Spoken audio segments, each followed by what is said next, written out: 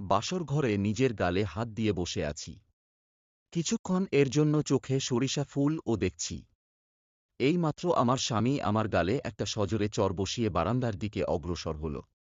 আমি ওনার দিকে তাকিয়ে মুচকি হেসে বেড থেকে নেমে আয়নার সামনে দাঁড়ালাম দেখতে গালে দাগ পড়েছে কিনা। না, তেমন দাগ নেই। মনে বিয়ের রাতে বউকে মারতে আপনার হাতটা কাঁপল না উৎসব ভাই? নুসরাত উৎসবের সামনে দাঁড়িয়ে। আমার সামনে থেকে যাও, না হলে আরেকটা পড়বে।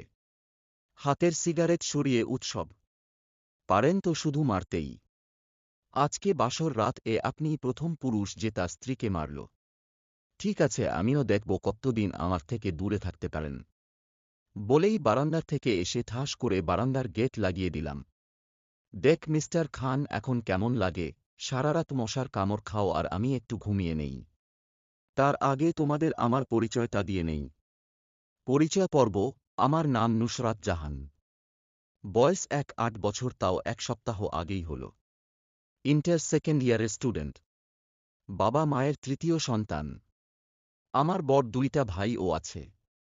আর যার সাথে এতক্ষণ কথা বললাম সে আমার সদ্য বিবাহিত জীবন সঙ্গী, মানে আমার জামাই আর কি। তার নাম উৎসব খান।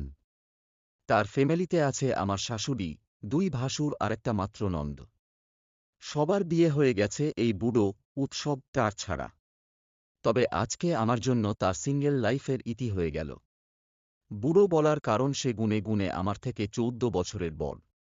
আর এই কারণেই লোকটা আমাকে সহ্য করতে পারে না। কারণ গত 4 বছরে ওনাকে আমি অনেক জ্বালাতন করেছি। শেষে বিয়েটা ওনার অমতে হয়েছে। ওনার উপর আমি গত 4 বছর ধরে ফিদা। বাট উনি এতটা খারাপ যে আমাকে ছোট বোন ছাড়া কিছু ভাবতেই পারে না। আচ্ছা, আমার গত বছরগুলোর গল্প অন্য একদিন বলবো। এখন ঘুম পাচ্ছে, ঘুমাই। কথাগুলো ভাবতে ভাবতেই শাড়ি ও চেয়ে